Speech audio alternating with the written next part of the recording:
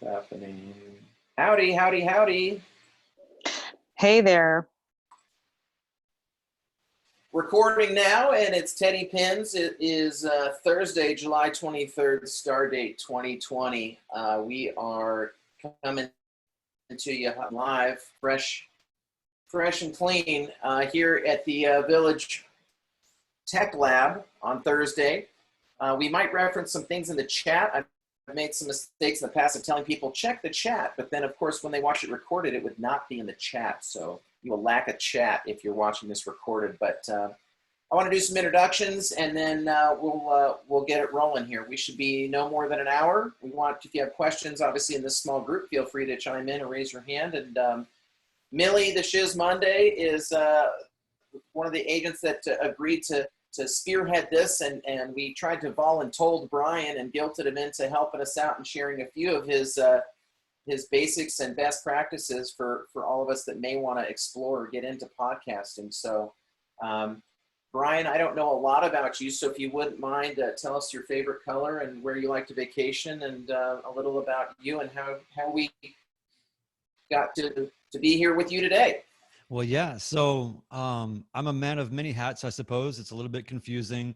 But on one hand, I'm a creative and an artist, and I do a lot of film work and documentary film work and photography and things in that realm. And I have a drone company. And so I do a lot of work, for a lot of film work, but I also do a lot of work for various real estate, usually the sort of multifamily, larger projects. And so, and I've known Mr. Stoltzfus for 20 something years. So, we've found different ways to work together. And so I've helped Village with different marketing efforts. I also have a tech background, tech company background. And so I've done a lot of marketing and creative direction for some of Nashville's, tech darling kind of companies, especially in the sort of burnout years, in the early stage kind of companies. So I'm kind of used to doing things in a nimble and quick way, and trying to tie together a lot of disparate energy and efforts to try to get to one thing and make it simple. So with respect to marketing, I'm sort of a person that likes to kind of keep it simple and keep it authentic. And so podcasting for me was a pretty natural thing. I started doing that for other companies. I also have my own podcast that I've been doing for a few years now. And so just through all that experience, I've been able to sort of get to know a lot of different agents and a lot of different principals and people in the real estate world, and have really seen a lot of opportunity to sort of help and coach or consult in some way with respect to podcasting. And so Millie and I have worked together, and we've had some things that we've done in the past in this way, and so we thought it'd be appropriate to kind of get together in this way and share what we have learned so far. And then ultimately with my sort of consulting that I've done, I've gotten pretty good at sort of laying out the right questions and the right things to sort of think about, I think, to get a podcast going. I think there's a line between those that are really interested in podcasting and those that actually really are materially going to do it. And it's not right for everybody, but I think it's much easier, and there are far fewer barriers to entry, I think, than what people perceive or think. So part of what I'm here to do is sort of backfill sort of what Millie's going to talk about with maybe some of the technical pieces, nothing like in the weeds too much, but sort of here's the sort of the good, better, best way to kind of get it going.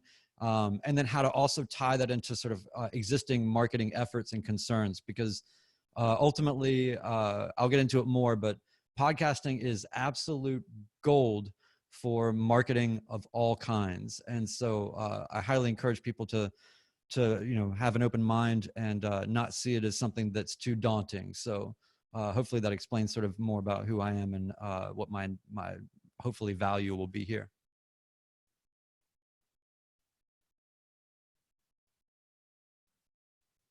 I love it.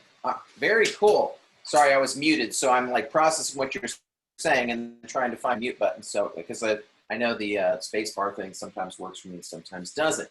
So truth told, I have to take another call at 2:30, but you and Millie are the hosts of this today, so I will end the meeting when you all complete, but I do have to jump on a call at 2:30, so I will be watching the rest of that recorded. But my hope and goal today is that we cover, the podcasting for dummies, and then maybe a little bit of 2.0. So, because I think a lot of people that will be watching this have never have never, done any of that for themselves. They've probably seen some. So I'm going to turn it over to. We'll try and keep this as elementary as possible. Brian can do the 2.0 stuff.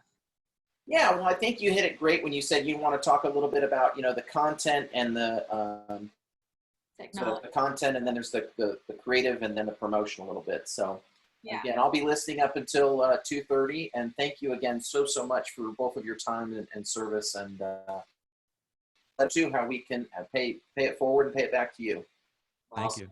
Okay. Thank you all. So I guess we should just get started. Just jump right in. So I'm Millie. I'm with Village. I've worked with Brian on a podcast that I did briefly.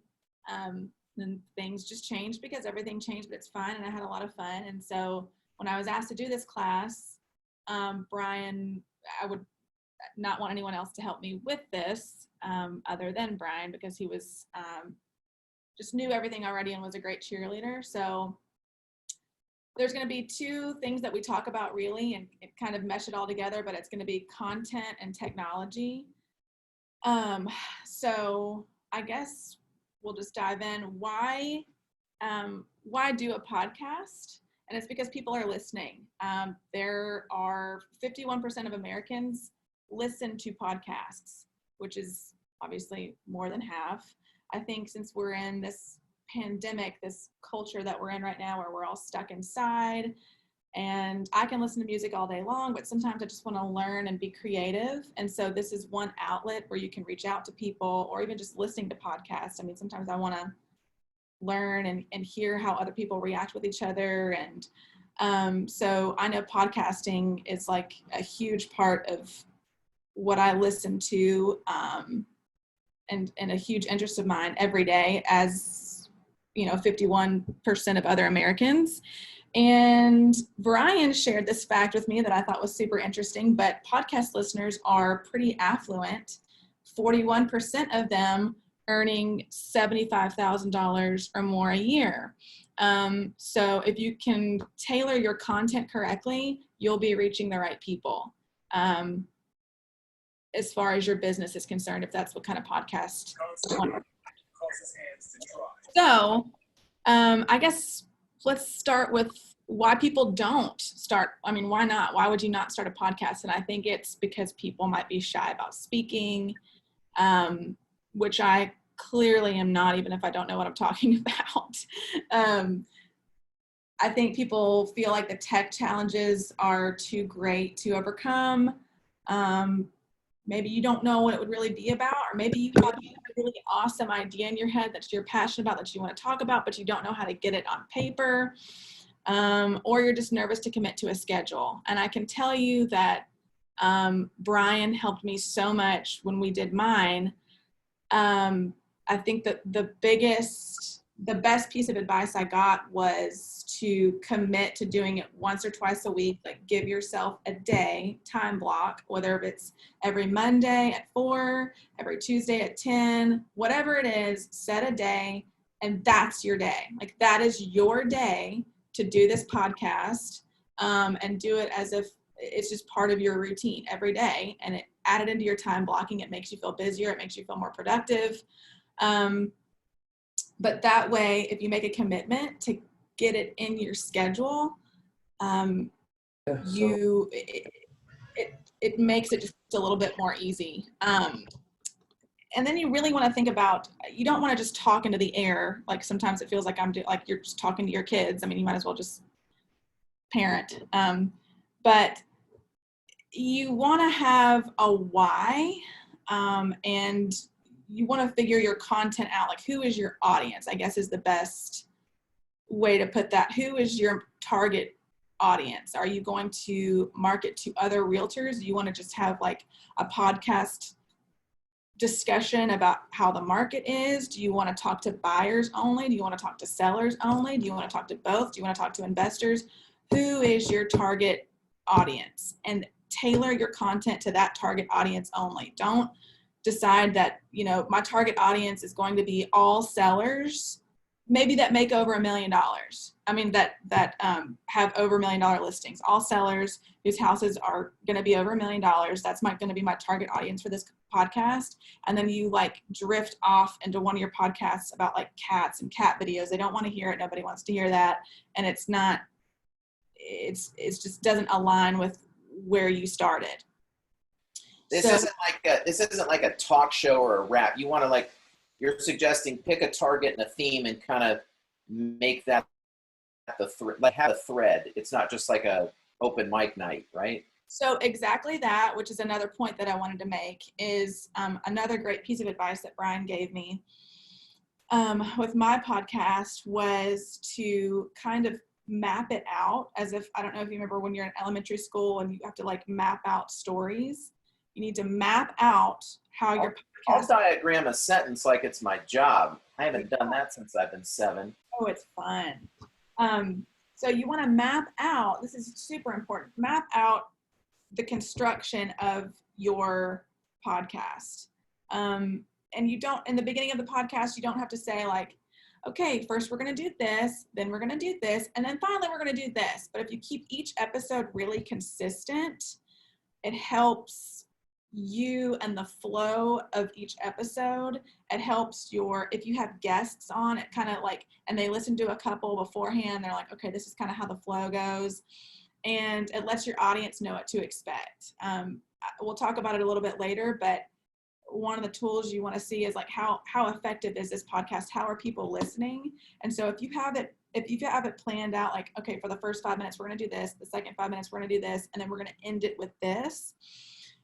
You can see in some of your tools where your listeners start to drop off. So you can see, it doesn't, like, if you had 1,000 listeners, that's amazing. But if all of them dropped off in the first 5 minutes, your content is lacking, or maybe you're just not consistent enough. So you need to beforehand make a plan of how each episode will go and what you're going to talk about. And then when you see you might just out the gate have an amazing podcast, but you can see when these people drop out and then tailor your content accordingly. Brian, what have I missed? I know I've missed a lot. So. No, you're fine. I think that one of the main things back in this sort of the realm of target audience, one step I think that's really important before you even really figure out what that is or make a choice about that is to really understand that first and foremost, the doing a podcast is a service. It is something where you are going to add value to someone's experience or their life or their trade or something. But if you're not providing value in some way, and I'm not saying like that has to be all business all the time. I mean, it might be lighthearted. It might be, comic relief. It might be any number of things, but ultimately you really have to decide before you get to your target audience, you need to decide who is your content going to serve, and then start thinking about what comprises the makeup of the people that I am determined by this podcast to serve. Okay, so just to piggyback off that a little bit, I'm glad you said that. So the podcast that I had briefly, I had kind of a big target audience, but I wanted it to be for realtors and for potential clients. And I wanted other realtors to come on and kind of market themselves. And I wanted our industry to become a little bit more human to people that don't realize how hard this job is. So that being said, since my target audience was both realtors and potential clients, it gets really hard to not just use what Brian would say, our tribal language. So you talk about contingencies and escrow. You want to really avoid using industry terms and not dumb it down. That's not the right term, or maybe it is the right term, but you don't want to use terms that a lay person would have to like look up constantly, because then you'll lose people immediately. It's intimidating. They feel like this is already too much for me. I don't know what anybody's talking about. So it was great because I had Brian in my podcast that would be like, okay, wait a minute. I don't know what an inspection period is. What does this mean? Or what is the resolution period? I don't know what this means. So he constantly brought me back down to like, oh yeah, let me explain this. So when you figure out who your target audience is and why you're doing what you're doing, you kind of need to tailor your vocabulary accordingly. True. You don't want to alienate people, and you want to, there is a weird thing about podcasting where you're, like you said, Millie, like sort of talking to, the air, or you don't have an audience that you can see or that is there right away or immediately. You can't get feedback from them.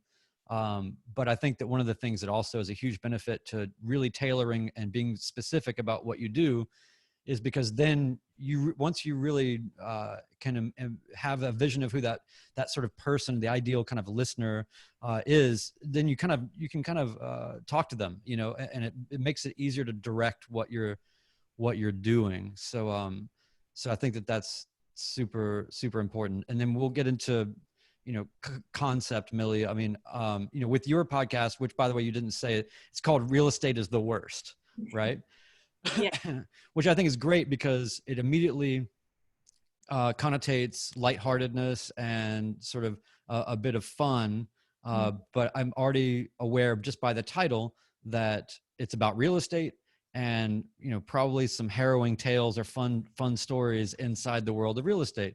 So whether I'm, if I'm an agent, that would probably pique my interest, right? Because it feels kind of inside baseball, fun in a way. Whereas if I'm just another agent or buyer, I suppose like a buyer, if I see that this is the kind of content that you're publishing, you're probably my kind of people, right? Because you're not taking all of this too seriously and taking yourself too seriously or whatever. And, I don't need someone that's buttoned up or, somebody that's only selling 1 million plus properties. That's not me. That's not my market. So, yeah, super important in terms of audience and concept. But, I think that one of the other sort of precept kind of pieces to this that I just want to sort of put out there, and anybody can shout out any questions they have.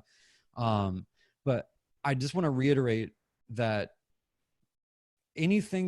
ultimately a podcast is marketing, and any good marketing is an experiment. And so you should really think of it not as this thing that you've got to have all buttoned up and perfect before you release it to the world. It's quite the opposite. You just start with the energy and the wherewithal to do it, and you put yourself out there, and then you kind of fumble your way through it and learn as you go, by looking at your metrics or by getting word of mouth referrals or hearing feedback from people and whatever. But, be advised too that takes a while, so you have a long runway of anonymity to sort of get past anyway. People are not going to jump right all over this, right? It takes commitment and time. So you use that as a ramp to sort of perfect and just get used to it. When I first started doing my podcast, it was kind of horrifying. I hated hearing the sound of my voice. I just didn't feel like the kind of person that would do a podcast or whatever, but I just felt it was interesting enough to do it, and we started doing it, and it has ended up being a great thing. And I'll go into more reasons why it can be great for you in the same ways maybe that has been for me. But ultimately, I just want people to embrace the uncertainty of it, and not shy away from it because you feel like you've got to have answers right away for all of these things. If you can't figure out your target audience right away, set your podcast up to experiment with that, like narrow it a little bit, and then do some A/B testing, right? Like maybe do an episode that speaks more to this audience and then another episode that speaks more to that audience, and see which one just felt better to do and which one got better response. So I just don't want you to feels the best. Do the one that feels the best. Yeah, most authentic to you, and you're not putting up appearances, right? This is an opportunity to really show what you're made of, good, bad, ugly. So. And two things about that too that I'm going to just touch on really quickly, and then you can take over the tech stuff. Mine was not, you could do like a conversational type podcast or a scripted podcast. I feel like mine was a little bit of both, because I had scripted questions that my guests knew beforehand, because I wanted them to be prepared for the questions before they heard them, and they were consistent for everyone. So I like having conversations with people and learning about people, but I had the same 3 scripted questions, and that was what the entire podcast was based around. And then another piece of really great advice that Brian gave me was to keep it around 20 or 25 minutes and always end on a high note, because what happens in conversations, even just normally, I mean, you see somebody at a party or run into somebody at a grocery store and you do the whole like, all right, well, it's like, you don't want to do that in the podcast. People don't want to hear it. They can feel that awkwardness. They can feel the tension, and you want to linger and you want to like pull something else out. And sometimes people just don't have a lot.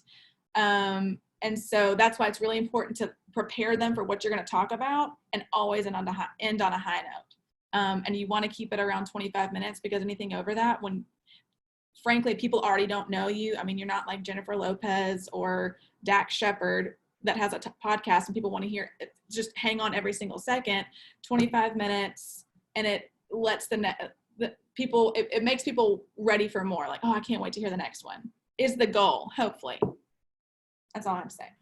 Got it. And, and it's not a hard and fast rule, the 20, 25 minutes. I think with your podcast, we were just thinking about who were the type of listeners that we would like, and really had it dialed in to be aligned with essentially the time frame of a commute, which yes, that part is an alien consideration at this time. But ultimately, I mean, the podcast that I do is usually about an hour. And also the distinction I want to draw is, with what Millie was saying there, is that you have to decide, you can do a podcast completely by yourself, and it can be good, and it can be valuable, and it can be worth listening to.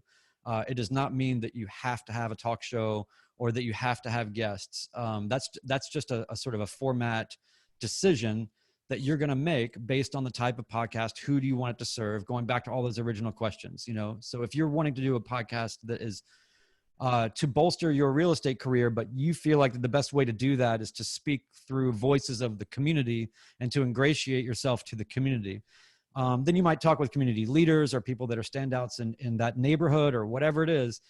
And you're just in a place where you're positioning yourself to just be a conduit of conversation, of some meaning or some direction in that community. And maybe it's more indirect like that.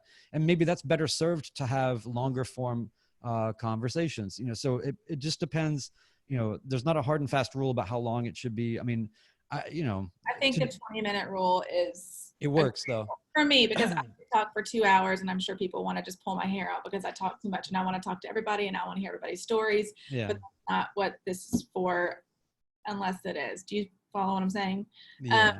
Another great thing that you helped me with when we were doing mine, that I forgot to mention, that I'm going to mention now, so really I didn't forget it, was to have one thing that seems daunting about if you ever want to start your own podcast, is how do I schedule it? How do I plan it? It just seems like a lot, and it is a lot of work on the front end, but it takes away all the last minute work on the back end. And so if you can really have your first 10 episodes planned, like if you're going to have guests, have your guests planned out.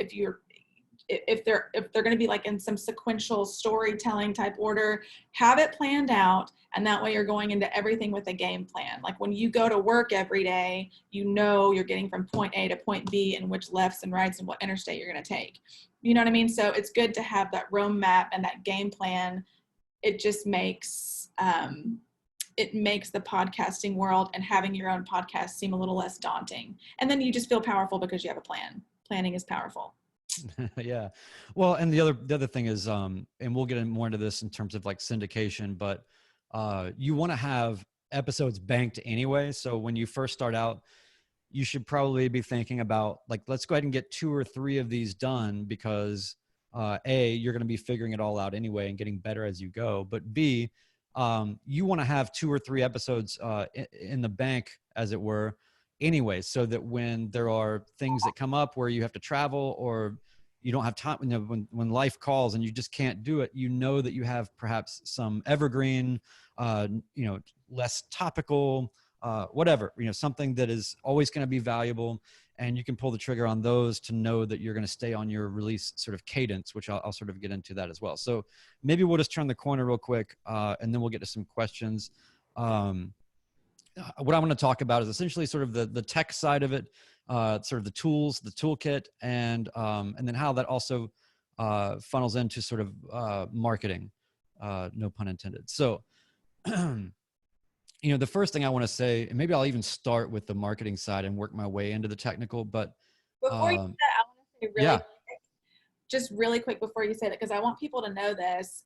I just had a crazy idea for a podcast. I did. I just had the dumbest idea ever. I thought no one would think this is funny because I like being funny. And I thought I've got this crazy idea. I pitched it to Brian, and then Brian helped me figure out how to use that to my advantage from a marketing standpoint, like to get clients.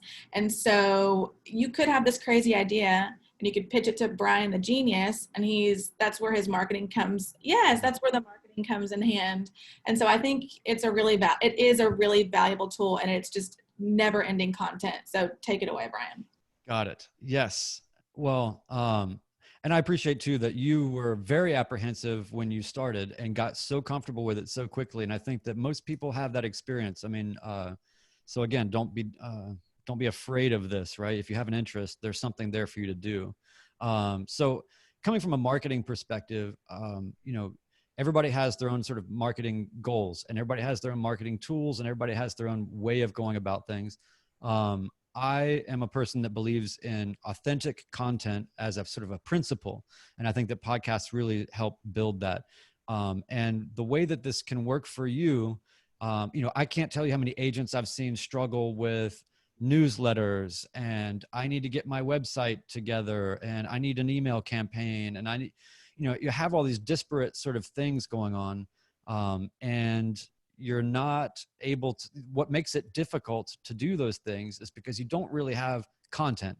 And if you had a podcast that you did every week where you had already sort of plotted out this roadmap, like Millie talked about, and you're going to address, these various topics throughout the next month, you're going to have endless amounts of content to use. So let me get specific about that just for a second, which is to say that if you do a 20-minute episode on, I don't know, Millie, like what would be like just a run-of-the-mill example, like what we did for DML. Right. Yeah, like even for, right. So with the Douglas Market Lofts property, agents say the same thing over and over and over again, and that's fine. You have to do that. No, But I think it helps you to hone your pitch if you're just having, let me back up. What we did for Douglas Market Lofts is we created just a podcast episode about that property and why it was special, and what was special about the developer and what was unique about it. And this is while it was still sort of coming together. So you don't have to wait until something's done, right? Like the stories are in the progress and the parties involved and all the challenges and all that. So there's an infinite amount of interesting details, whether it's your personal experience or your observations. And so what we did is when we made the website for Douglas Market Lofts, we made sure to take this kind of episode and embed it into the website.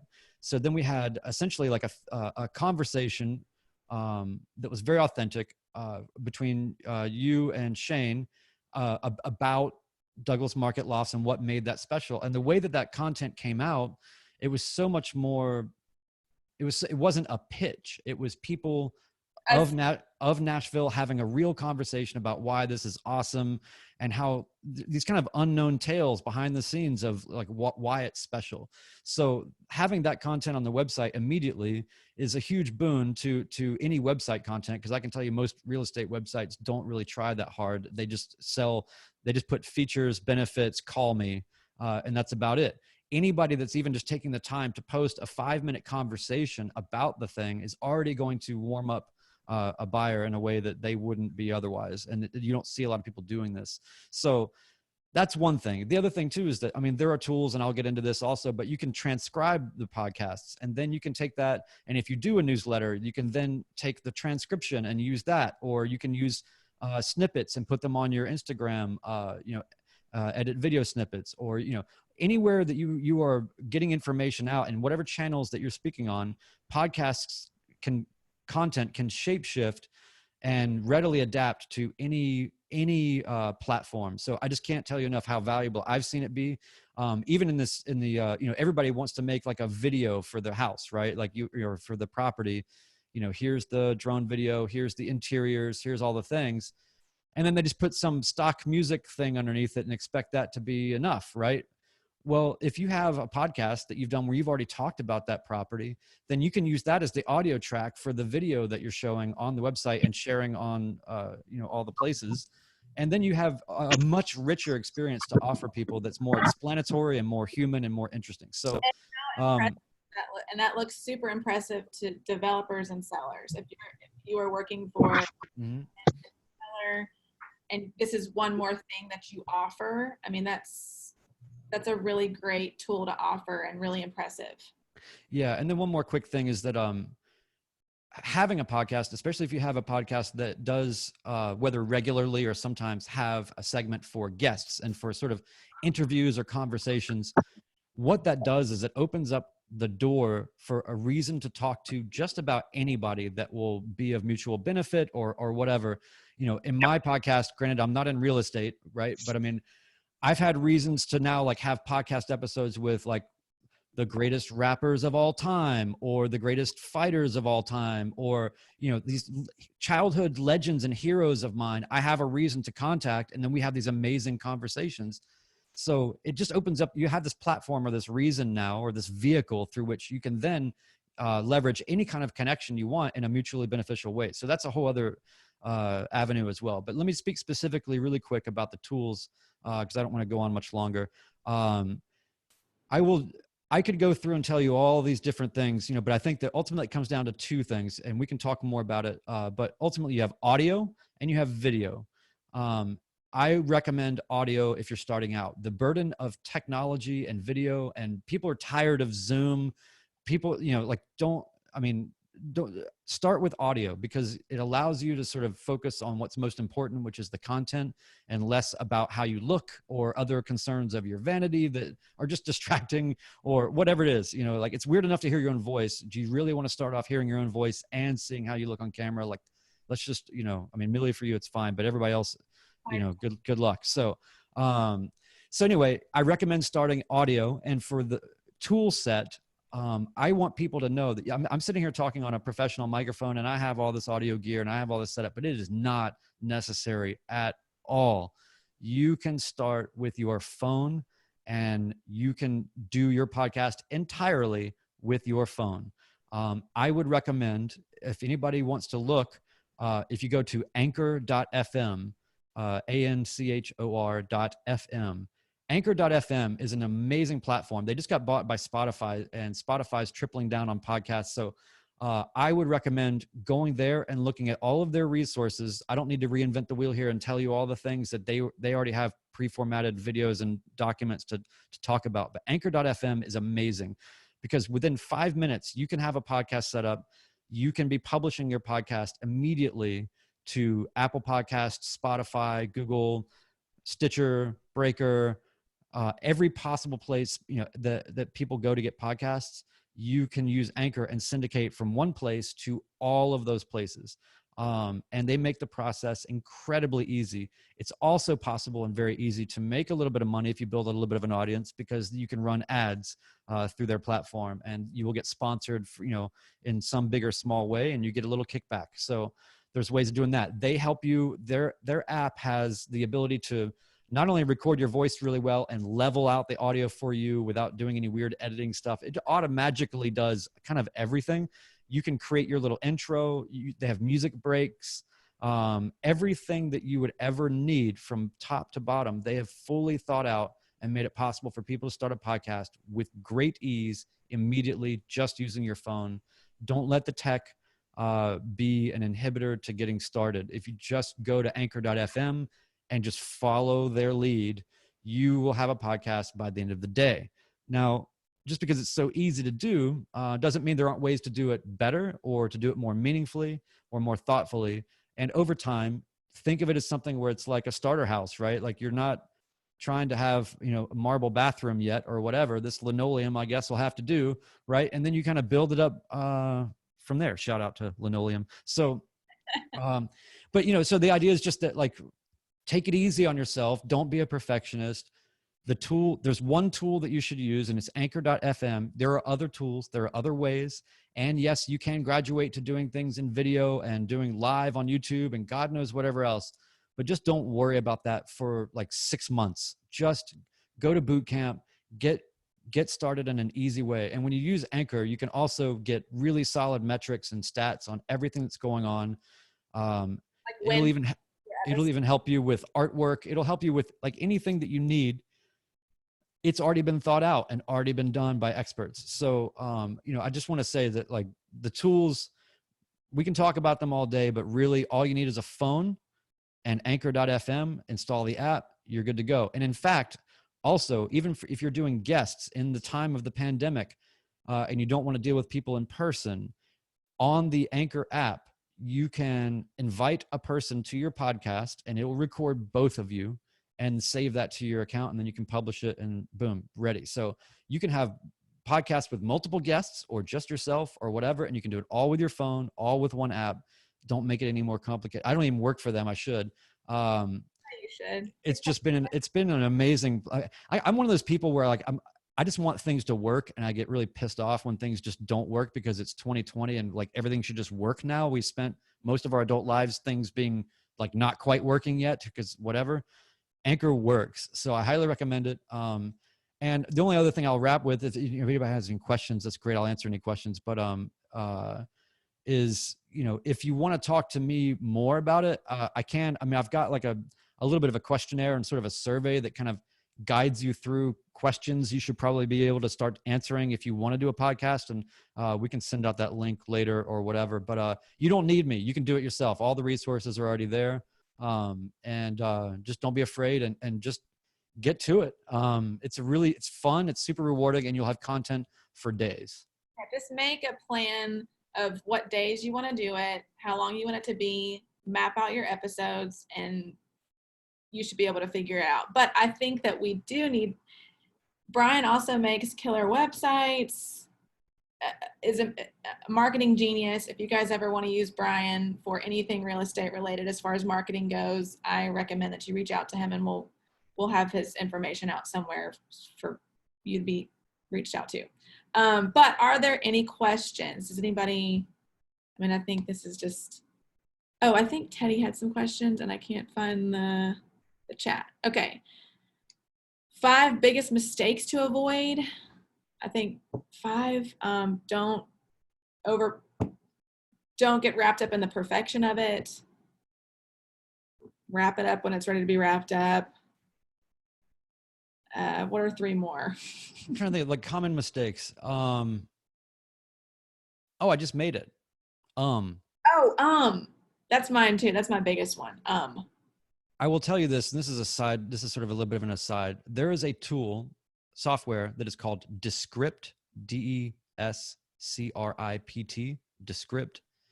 It does translations of podcasts, but one of the things that it also does automatically is when you feed the audio of the transcript into the transcription software and it transcribes it perfectly, it'll transcribe all of the uhs and the ums and underline them and ask you if you would like to remove them. And it will selectively, using AI, go through and remove all of what they call filler words. And then your whole podcast is removed of any ums or uhs. So there's some pro stuff out there that you can get into that's really cool. But for now, I try to say and less. I think that's a really big turnoff as a listener that you don't realize you're putting people through, and it can be painful. Silence is probably better than True. Oh my God, I just did it. Yeah. Okay, 5 best practices when starting a podcast. I think just planning, road mapping. Don't get caught up in having the best of the best of the best. Not saying. I think have an experimental and fun sort of attitude about it. It's something that's going to be constantly sort of evolving. So give it a chance to do that by just starting. And simple is sexy. Keep your episodes and your content just simple, and people will probably want more. Where and how to promote. I just said again. Yeah, now we're conscious. What was the question? Where and how to promote. So I feel like it's an uphill climb to sort of think about it in a singular way to say, I want to promote my podcast.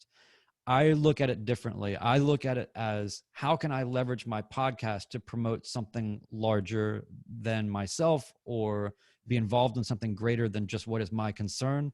And I think that indirect marketing is really strong, and word of mouth marketing is really strong for podcasts, because if you're just throwing stuff in somebody's face, you're advertising or whatever, it kind of takes away from the feeling of authenticity of what you're doing. And I think that that's what magnetizes people to what you're doing, is to feel like it's real. So in terms of promoting your podcast, I think let the work speak for itself, be patient, and just be smart about where you place it. You can do so many simple things. How about this? When you have a podcast, in your email signature, one of your little links just says the name of your podcast and the link. People will go get it out of your signature. Wait, this person has a podcast? They didn't even mention it. And they're going to click it and they're going to go see. So there's that. And then there's some, more techie kind of things. But when you use Anchor, you can use tags for the content relative to that episode that help you get cross-referenced in the sort of giant pool that is podcasts. But ultimately, think about it as, it's kind of like you're starting a band, you just want people to talk about it, and you just want it to be good. And if you do those things, the rest will come to pass. We're getting the band back together. Yeah. Podcast compared to video Zoom, okay. So what is the benefit to doing a podcast as opposed to a video Zoom call and filming it every week? And I think you addressed that earlier, like, we're tired of Zoom. It's done. We're done with it. Yeah. I mean, it's not a hard and fast rule, but I have maybe a unique or a special opinion on this. I feel like that Zoom is something that people associate with mostly negative things, right? Not negative, but it feels like work, or it feels like isolation. Easier to listen to a podcast on your phone. It's just ease of access. Yeah, but I don't want to discourage people from using Zoom either. If that's the tool that you have and you're comfortable with, that's great to capture it. But I think that you're going to have a whole other set of challenges with respect to if you recorded a Zoom call, like this, if what we're doing right now is a video podcast, and say it's just you and I, Millie, or whatever, I record it, and okay, so then I've got this video file. So then what do I do with that, right? I mean, now I've got to figure out, am I going to do this? Is this going to be on YouTube? Am I going to cut this up and use it primarily on Instagram? Or the content is not being created inside the machine. So I think that what I like to do is think about everything as sort of a content ecosystem, and you don't want to have things that you're populating across different sort of ecosystems. Be where people are, be where the native tools are, and be where it's easiest. And so the benefit of something like Anchor in terms of audio is that it's the pool. Everybody's there. That being said, you could also, you can do Zoom straight to YouTube and do it live. And, it's not a bad thing. I just feel like it's a little bit of sort of running before you can walk. And I think that is the number one killer of good ideas and meaningful podcasts, is that people try to run before they can walk. And audio, I think, is a nice little crawl to walk. And you'll find that it's challenging enough. But if you can't be compelling just over audio, then video is not really going to help anyway. That's actually pretty funny. It's hard, and audio is hard enough because I found how monotone I can be a lot of the time, and I didn't realize that because things are so loud in my head and my thoughts are loud and I'm excited about things, but I have a really dry, wit and deadpan, and so audio is hard enough, and you really have to make sure that you're putting the right emphasis on the right syllable, and just not doing everything monotone like I really tend to do. Laziness on my end. Okay, now Teddy's last question is: what mic do you highly recommend? Okay, it's the same thing that a photographer will tell you about cameras. The best camera that you can have is the one that you have with you. The best microphone that you can have is the one that you can have with you, whatever allows you to actually just get it done. So I would say on a base level, the good level or whatever would be just to use your phone. Second level is there are $30 to $40 sort of plug-in microphones to your phone where they plug right into your jack or whatever, and then they record maybe like at a table with you and someone else. But in the pandemic sense, that doesn't really help. It's just really about your voice. Either way, earbud microphone or just a mic that plugs in your phone. If you want to go and you want to level up, I would say the next level up would be to get just like a USB microphone. People like they're called blue microphones, or there's different sort of $100 USB microphones that are not bad at all. And then when you get into the really good stuff, I honestly think that this microphone is the best microphone that you can buy for any kind of thing to do with voice. It's called a Shure SM7B. And the Shure SM7B is a tried and true broadcast microphone. So that's sort of the good, better, best. But don't let that get in the way. Your phone is amazing. Let it do some work for you. I think that unless anyone else has a question that they want to throw out in the chat, I think this wraps it up. I think I'm not saying anymore. No one else is either, but I think this is a good entry level podcasting for dummies, like Teddy said earlier. Is there anything, any other questions or things that I can be of help with? Andrea, oh, go ahead. I do want, sorry, I'm off camera because I'm driving, and I think it's kind of rude for you to see the ceiling of my car. But I did have a question, both Brian and Millie. I mean, Millie, as you said that, when you started out, you kind of like were determining your target audience and, what your first 10 podcasts were going to, focus on material content-wise. Brian, is that kind of your function in terms of helping to architect, sort of launch that person's sort of like, what is their frame of reference? What makes them unique and interesting, and why anybody would listen to them for any reason at all? I mean, is that kind of where you step in? And Millie, when you were starting, were you like, look, I've got all this to say, I just need someone to help me say it? Was that really what launched you into deciding that you needed a podcast? I think I just had this crazy idea, and Ryan had just said, if you ever have an idea for a podcast, bring it. And I was like, I've got this idea, but I'm afraid. It's just like your own fear holds you back from everything. Fear will hold you back from every single thing ever. And so I think Siskind got the fear out of me and was like, hilarious, this is a great idea, I think it's genius. And he could have been just completely blowing smoke up my ass, or he could have been serious, I don't know. But I think if it was just a horrible idea or super boring, he probably would have done it for like maybe 1 or 2 episodes and then just been like, peace out, we're done. Well, I think that everybody, to answer your question a little bit more also, I think that everybody has something unique about them and their perspective, or their clientele, or something about what you're doing is your sort of differentiator in some way. And I think it's really good just to sort of put a finger on that and say, like, that's what I'm going to sort of amplify here and do what is most real to you. And then the only other thing would be if you have business goals or objectives that you just feel that you're not reaching, or that something's just not working, it can be a great tool to sort of set into a new market or to do something competitive, because you can sort of sit back and say, where are these people that are my ideal buyers or my ideal customers? Where are they living and breathing and consuming content and all this?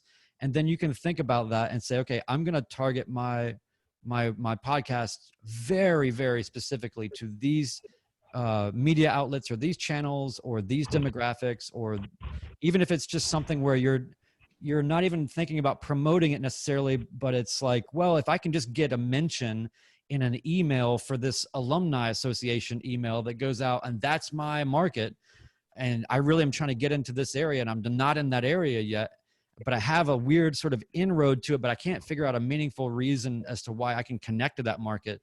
You'll find ways, you'll have more ways to sort of to do that. And you can say, okay, well, I'm going to interview somebody that's a community member of standing in that area, or whatever it is. You can do any number of things to position yourself there. So I think it's about being yourself, being authentic, highlighting your own differentiators, and then also if you're looking to get into new business or new markets, it's a great tool to start pointing some arrows that way. Okay, so to answer your question just a little bit more, Andrea, Brian is kind of like a designer, if you will. Like I can go in a house and I know what looks really good and I know what aesthetically does not look really good, but I have a hard time making things go from point A to point B, if that makes any sense. Could never be a home stager because my brain doesn't work like that. But I can Right. tell a stager, Brian being the stager, like, look, this is my idea, and I feel like if I do these 3 things, it will get me there. And then Brian will go, you know what? Yeah, that's perfect. Here's what you need to do. Here's what you need to tailor your episodes. Keep it the way you want it, but like, let's tailor it the way you want to. And then here's how we're going to market it. So yes, I just came to him with an idea, and then he like took it from there. Great. Thanks for answering those questions. I appreciate it. Yeah. Does anybody, I did it again. Does anybody else have any other questions? It's 3 o'clock. I think we should wrap it up. Oh, I got to get a hold of Teddy and make him turn this thing off, right? We can all just leave. So I'll leave. But thanks everybody for the time. I really appreciate it. And I'll make sure that if anybody wants to get in touch, that you can do that, or you can just email me at briansiskind@gmail.com, or just Millie knows how to find me. Yeah, find me and we'll find Brian together. The elusive. Thanks. What a great info. So much info to consider. Thank you. Yeah, Thanks for your No time, problem. both. Good luck. Happy podcasting. I think we should just leave it, right? Yeah, we'll just leave. All right. Thanks everybody. I really appreciate it. Thanks, Millie. Bye. Thank you.